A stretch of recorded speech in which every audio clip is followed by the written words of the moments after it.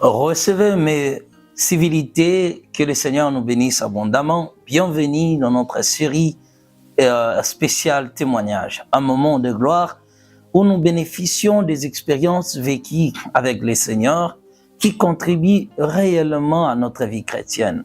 Que le Seigneur nous bénisse tous abondamment. Vous êtes nombreux à travers le monde à profiter de participer avec nous à ce moment de témoignage qui contribue à la foi chrétienne. Le but des témoignages, c'est de nous édifier, de nous interpeller de certaines réalités qui nous attendent après cette vie.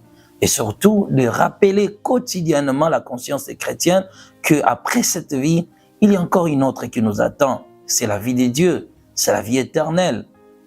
Nous passons toujours, nous devons toujours passer régulièrement, penser régulièrement à cette nouvelle vie qui nous attend après notre passage sur la terre. On est juste des pèlerins. Nous n'avons pas de demeure dans ce monde des hommes. Nous quitterons réellement la terre pour rejoindre Dieu. As-tu déjà pris le temps de penser à ton éternité? As-tu déjà réfléchi à ta vie chrétienne après la mort? Est-ce que penses-tu qu'après avoir reçu Jésus-Christ, c'est fini pour toi? Et que tu peux encore te rentrer à faire des choses que tu ne faisais pas autrefois? Aujourd'hui, bien-aimés, je nous appelle à rebambiner notre passage, à rebambiner notre histoire, à rebambiner notre conduite, à rebambiner notre vie devant le Seigneur. Passe ta vie en revue, essaye de voir ce que tu as fait. Est-ce que tu mérites d'être appelé chrétien ou non? Bien-aimé dans le Seigneur, sans froisser quelqu'un, j'aimerais directement commencer. Parlons de la porte, bien-aimé dans le Seigneur. J'ai vu au ciel 12 portes accessibles à la grande ville, ayant 12 fondements. Bien-aimé dans le Seigneur, ces portes, c'était à la fois le nom de chacune des portes était le nom de l'un des apôtres du Christ. Le nom des apôtres du Christ. L'ange qui se tenait à la porte rappelait aux âmes qui réellement étaient dans ce grand fil d'attente que ce sont des portes de la miséricorde. C'est par la miséricorde que les êtres humains sont acceptés à la ville.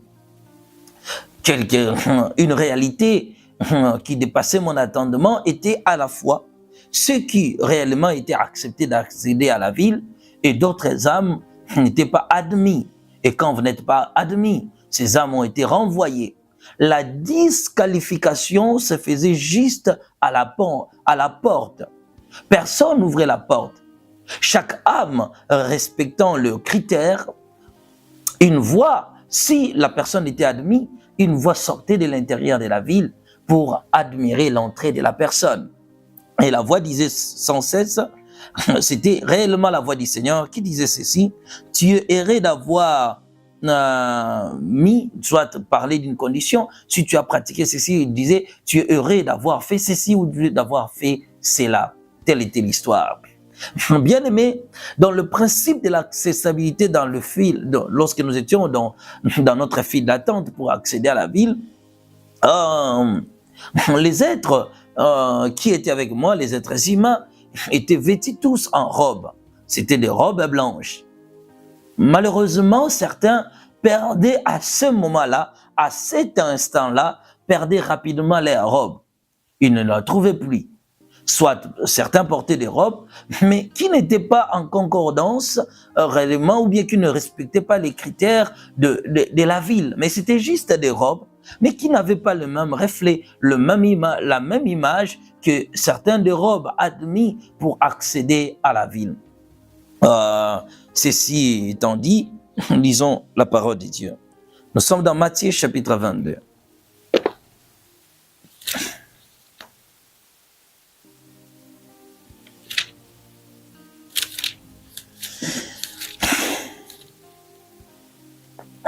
Matthieu chapitre 22. Le royaume, verset 2. Le royaume des cieux sera semblable à un roi qui fit des noces pour son fils. Il envoya ses serviteurs appeler ceux qui étaient invités aux noces, mais ils ne voulurent pas venir. Il envoya encore d'autres serviteurs en disant: dites aux conviés, voici j'ai préparé mon festin, mes bêtes grasses sont tuées et tout est prêt. Venez aux noces.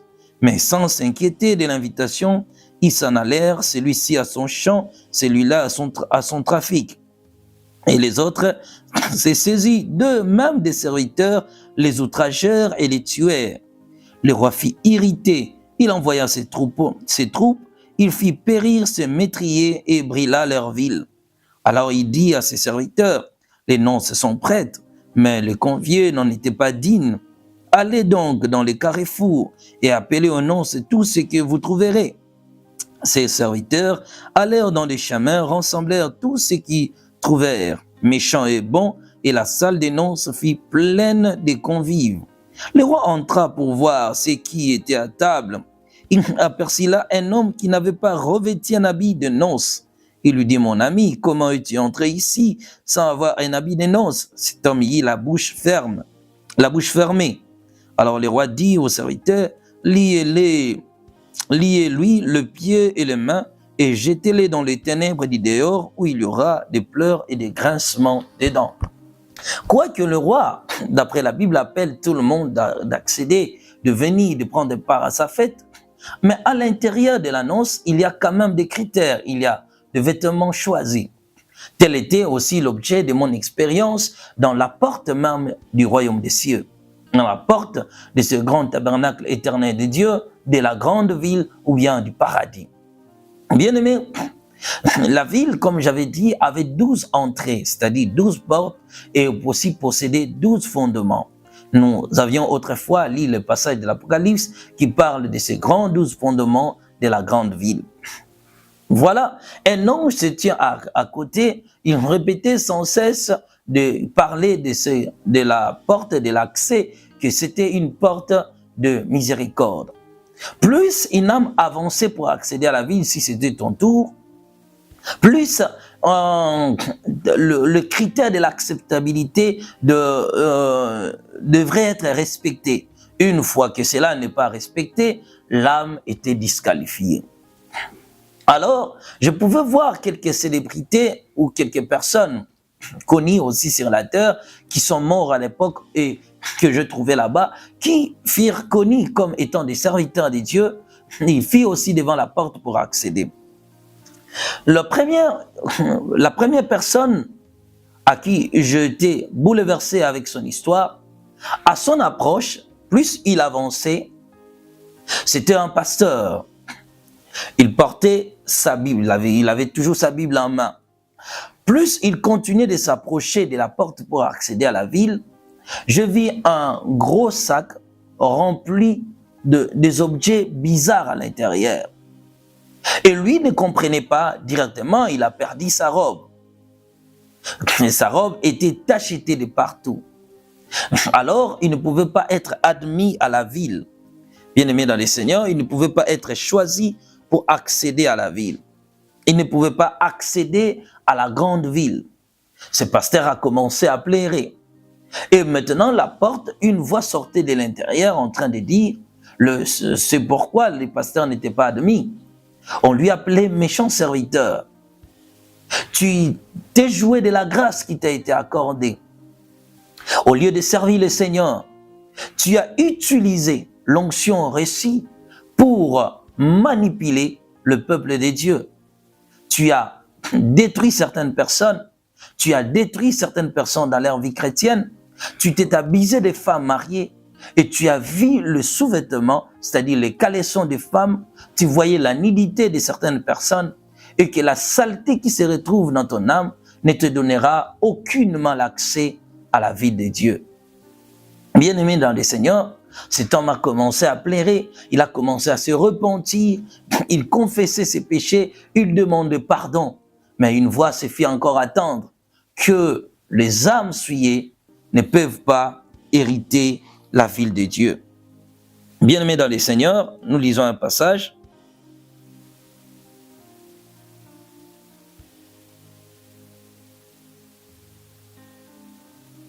Voilà, nous lisons un passage dans le livre d'Apocalypse.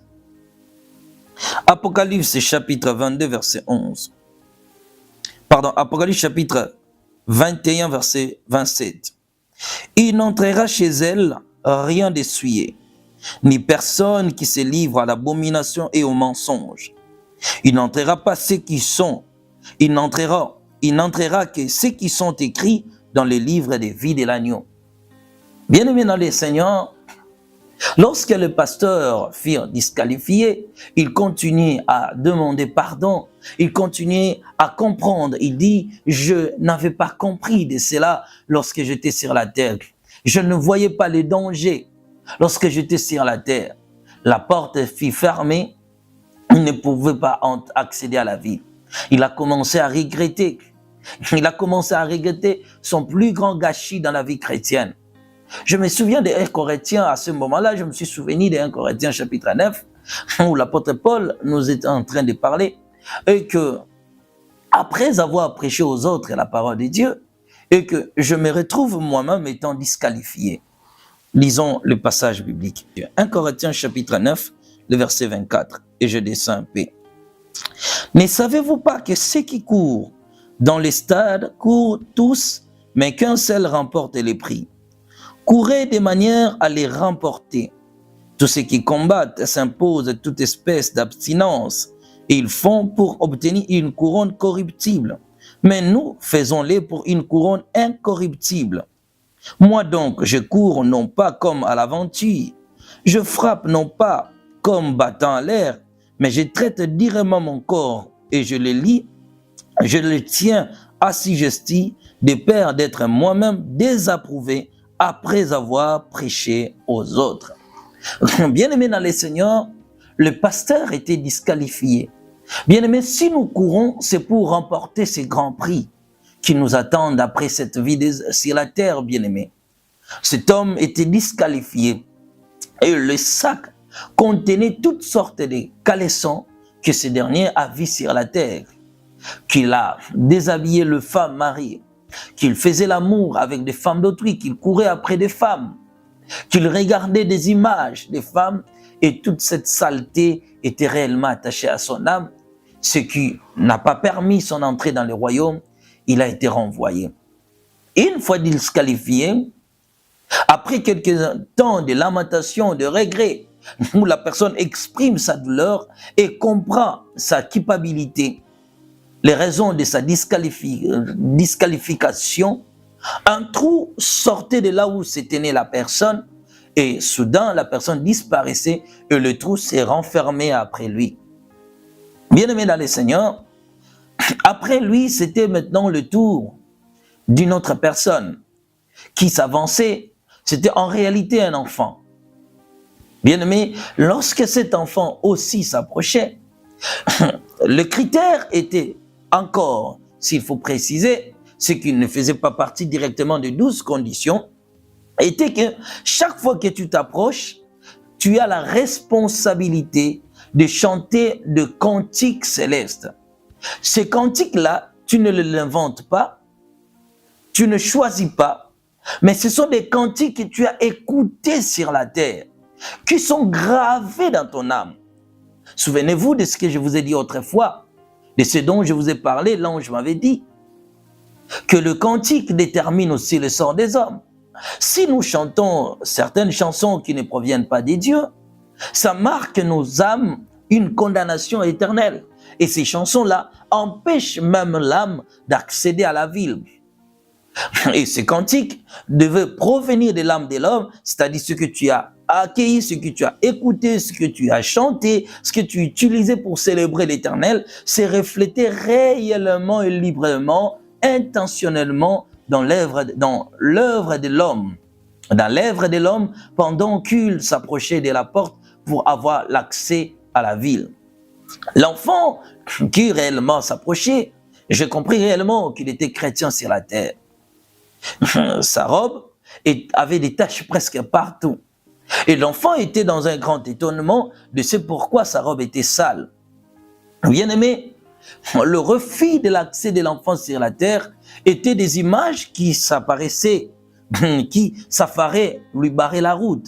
Ces images s'affaraient lui barrer la route pendant que l'enfant s'approchait. C'était textuellement les images des dessins animés que les enfants regardent sur la terre.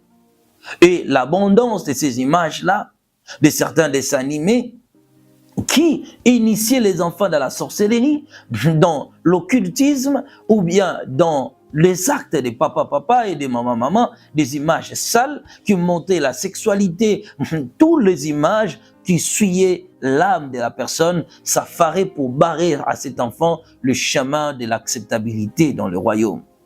C'est la raison que cet enfant a été disqualifié, ne pouvait pas accéder à la grande ville. Bien-aimé, j'étais dans l'étonnement. Je ne comprenais pas à cet instant-là que le Seigneur Jésus-Christ était maintenant derrière moi pour m'expliquer la réalité de ces choses. Il continue à m'expliquer, mais j'étais profondément choqué de voir combien les âmes étaient disqualifiées. Ils étaient certes des chrétiens sur la terre. Ils ont passé par les lieux de retrouvailles. Ils ont admiré lorsque nous étions dans le périphérique de la grande ville. Ils ont admiré ces moments. Ils ont goûté le mets des lieux de retrouvailles. Mais arriver pour accéder à la porte, c'était complètement, bien aimé, compliqué pour eux, à cause de certaines réalités qui n'ont pas rempli, à cause de certaines compromissions qui se sont permis eux-mêmes sur la terre. Bien aimé, ce qui détruit notre vie chrétienne, c'est premièrement cette nature de la lâcheté. La vie chrétienne est celle qui demande plus de discipline, plus de respect, plus de soumission de la parole de Dieu. Alors, bien aimé, au bout de ceux qui étaient disqualifiés, il y avait aussi certains qui remplissaient parfaitement les conditions de l'acceptabilité pour accéder à la grande ville. Bien aimé, je vis aussi certains chantres de notre pays qui sont morts et qui étaient connus sur la terre, des femmes qui s'approchaient pour accéder à la ville, mais ils ne pouvaient pas accéder. Je vis l'une qui était musicienne, décédée à l'époque. Je l'ai trouvée maintenant dans la porte de la ville. Elle était disqualifiée. Pourquoi?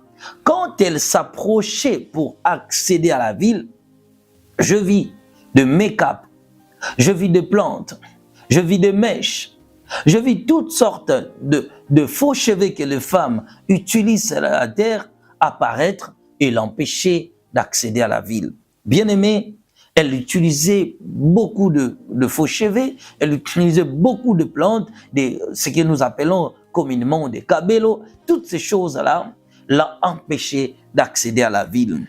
Bien aimé, la saleté de son âme l'avait parfaitement disqualifiée à cause de make-up et à cause de ses faux cheveux. Lisons un passage biblique.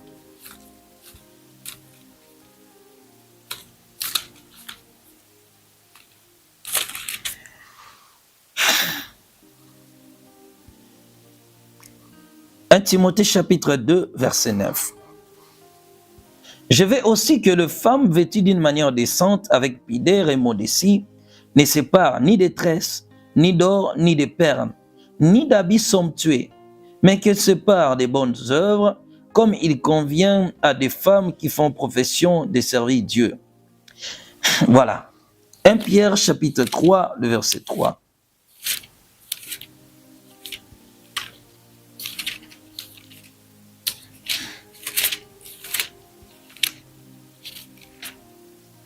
Pierre chapitre 3, verset 3. Et non, cette parure extérieure qui consiste dans les cheveux tressés, les ornements d'or ou les habits qu'on rêvait, mais la parure intérieure est cachée dans le cœur, la vérité incorruptible d'un esprit doux et paisible qui est d'un grand prix devant Dieu. Bien-aimé dans le Seigneur, je vis la chanteuse être disqualifiée simplement à cause de ces choses. Elle était chrétienne, elle craignait Dieu. Mais comment définir la crainte de Dieu si ce n'est pas le respect des préceptes de l'Éternel? Elle réclamait d'avoir servi Dieu sur la terre. Mais que servirait-il à un homme de gagner le monde s'il perd sa vie?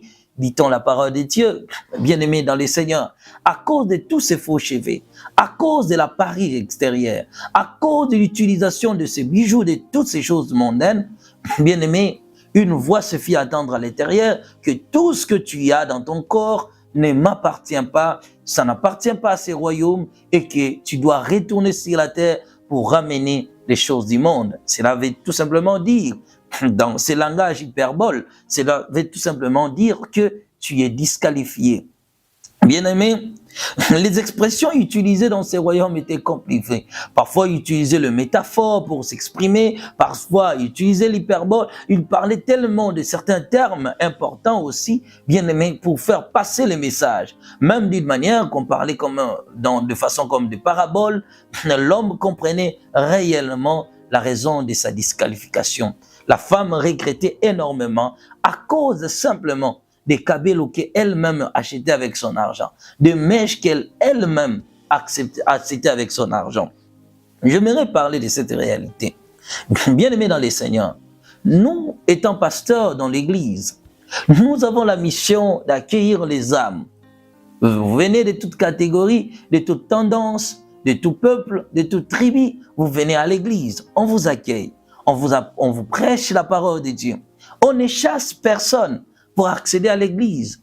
On a dit qu'à l'église, par exemple chez nous au sacré, il faut que la femme mette un voile, il faut t'habiller décemment. Tu respectes le critère de l'église. Est-ce que tu respectes le critère réellement de la parole de Dieu? Maintenant, toi, tu t'entêtes.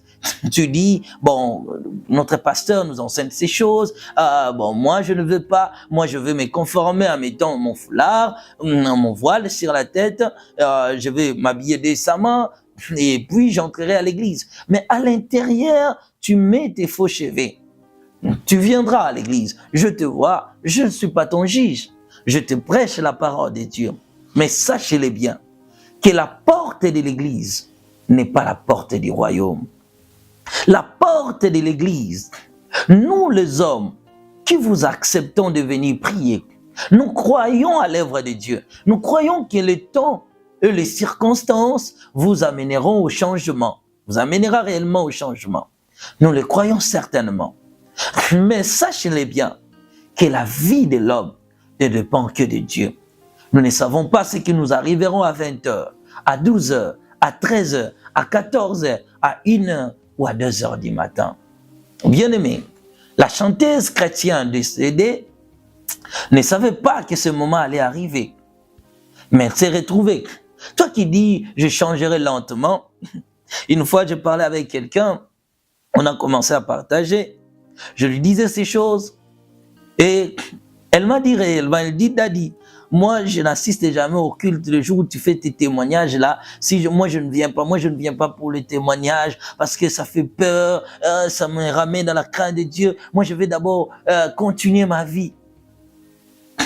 Je riais, il y a des réponses que j'ai données. Voilà, en titre de respect, c'est ma fille à l'église, ce n'est pas évident de vouloir trop expliquer sur cette histoire. Mais regardez une personne qui n'assiste jamais au culte le jour où je fais les témoignages. Pourquoi? Pour elle, elle se sent dérangée. Elle dit, tes témoignages ramènent les gens dans la crainte de Dieu, ramènent dans la vie du ciel. Moi, je vais venir à l'église simplement, écouter certaines prédications et continuer ma vie. Je suis encore trop jeune. Jeune, tu te réjouis de ta jeunesse. Je suis jeune aussi comme toi. Dieu nous appellera tous au jugement. Bien-aimé, c'était la disqualification de la femme. Après elle, je vis encore une autre femme qui s'approchait pour accéder au royaume. Pendant qu'elle avançait, je vis maintenant, la femme a perdu réellement sa robe. Et directement, elle portait ce que nous sommes, comme nous, que nous appelons des collants. Elle portait maintenant le collant. Et elle portait aussi un maillot de corps qui exposait réellement ses seins. Sa peau était dépigmentée. Bien-aimé dans le Seigneur. Et la voix sortie de l'intérieur de la porte, que toutes ces choses que tu as, toute cette transformation corporelle que tu as fait, ne te permettra jamais d'accéder à ce royaume. Lisons des passages bibliques. Ecclésiaste chapitre 3.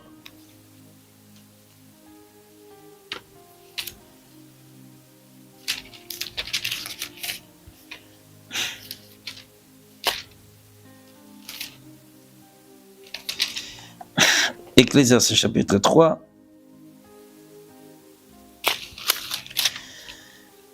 verset 14.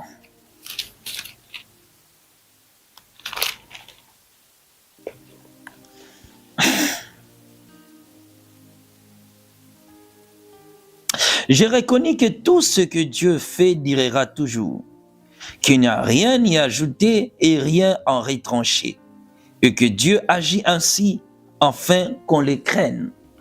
Tout ce que Dieu a créé durera toujours. Il n'y a rien à retrancher, rien, bien-aimé, y ajouter.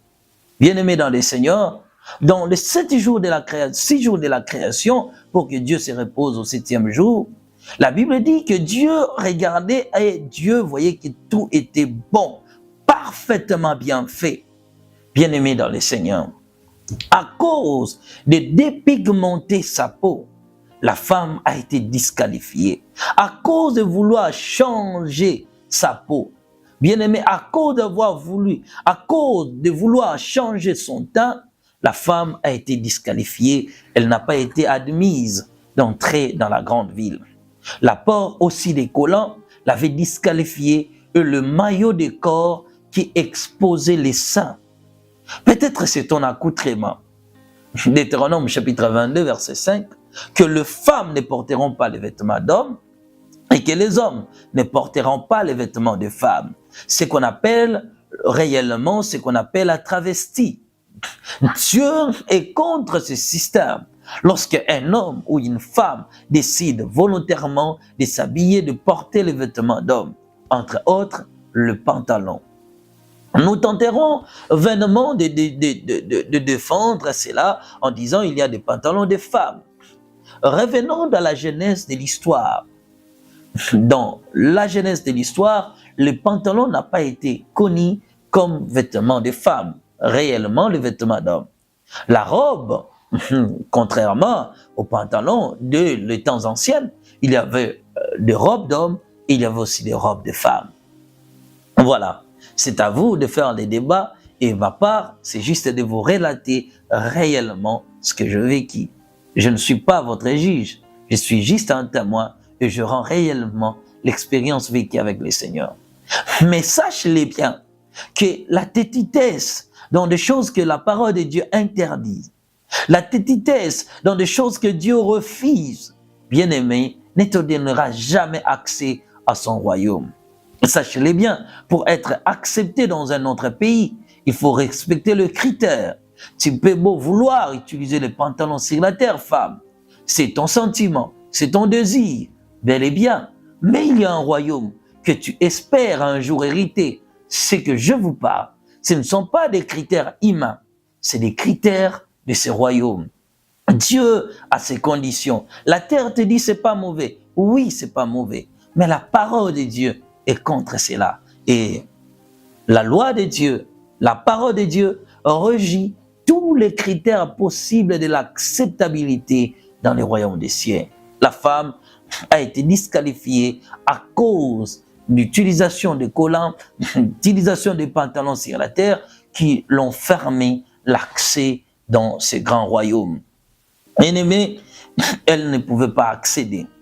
Je vis encore une autre femme qui était refusée aussi d'accéder. Pourquoi? Parce qu'elle exerçait le ministère de maman pasteur sur la terre dont elle était dirigeante d'une grande église, je dirais même d'une grande communauté sur la terre. Tout son travail était voué à l'échec et elle regrettait d'avoir servi le Seigneur durant toute sa vie, d'avoir sacrifié sa jeunesse, d'avoir donné. Elle dit, j'ai connu le Seigneur à l'âge de 15 ans, je lui ai servi toute ma vie, je gagnais des âmes pour le royaume. Bien-aimé, la Bible nous répond à cela. Nous avons lu les textes, mais on peut encore retourner pour le relire. Écoutez. À ceux qui pensent que seul le travail accompli pour Dieu garantit l'acceptabilité dans son royaume, la Bible dit 1 Corinthiens chapitre 9, verset 24 au verset 27. Lisons les passages. Ne savez-vous pas que tous ceux qui courent dans les stades courent tous, mais qu'un seul remporte les prix? Courez de manière à les remporter. Tous ceux qui combattent s'imposent toute espèce d'abstinence. Ils les font pour obtenir une couronne corruptible. Mais nous faisons-les pour une couronne incorruptible. Moi donc, je cours non pas comme à l'aventure, je frappe non pas comme battant en l'air, mais je traite durement mon corps et je le tiens assujetti de peur d'être moi-même désapprouvé après avoir prêché aux autres. Bien-aimé dans le Seigneur, la femme était disqualifiée, elle plairait, elle rappelait au Seigneur le temps passé dans les choses de Dieu, sa vie chrétienne, comment elle demeurait, comment elle gagnait les âmes pour le Seigneur. Elle rappelait comment elle a servi le Seigneur, comment elle gagnait les âmes pour Dieu, comment elle a amené le pécheur, et elle insistait, Seigneur, tout ce que je fais sur la terre, parce que tu m'avais parlé, tu m'avais appelé, tu m'avais dit de te servir, tu m'avais dit de prêcher la parole, tu m'as dit de bâtir l'église. Mais la voix du Seigneur se fit entendre, ma fille, je ne te connais pas. Bien-aimé, elle était juste un pont, si je peux vous dire par rapport à nous les hommes, si nous pouvons comprendre entre nous. Elle était juste un pont qui a servi aux autres de connaître le Seigneur. Mais elle s'est disqualifiée elle-même. Et la disqualification, elle portait déjà sa marque sur la terre des hommes, en faisant ce qui est contraire à la parole de Dieu. Toi et moi qui disons souvent, Dieu m'a parlé, cette femme s'est justifiée à avoir reçu des visions du ciel. Elle s'est justifiée à avoir écouté la voix de Dieu. Elle s'est justifiée à avoir reçu le mandat venant de Dieu auprès même du Créateur. Mais ça contredisait réellement la parole de Dieu, qui n'autorise aucunement la femme d'exercer le ministère de la parole. Ceci est dit, lisons 1 Timothée.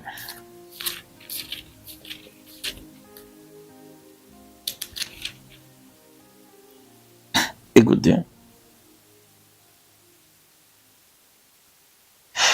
Je ne permets pas à la femme, 1 Timothée chapitre 2 verset 12, je ne permets pas à la femme d'enseigner ni de prendre de l'autorité sur l'homme, mais elle doit demeurer dans le silence.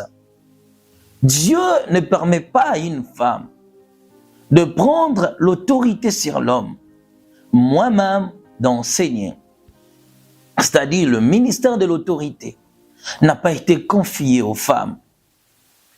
Est-ce que les femmes ne peuvent rien faire? Bien sûr, vous avez des choses à faire.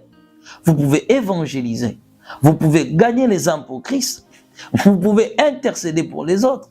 Vous pouvez aller dans les hôpitaux, dans des rues, dans des coins d'avenir, évangéliser la parole de Dieu. Mais exercer un ministère dans l'église locale, le ministère, je précise clairement, le ministère de l'enseignement, cela n'a pas été donné à une femme. De se tenir sur la chair devant les hommes, dans un culte mixte, où il y a des hommes et des femmes, la femme n'a pas été mandatée pour faire ce travail.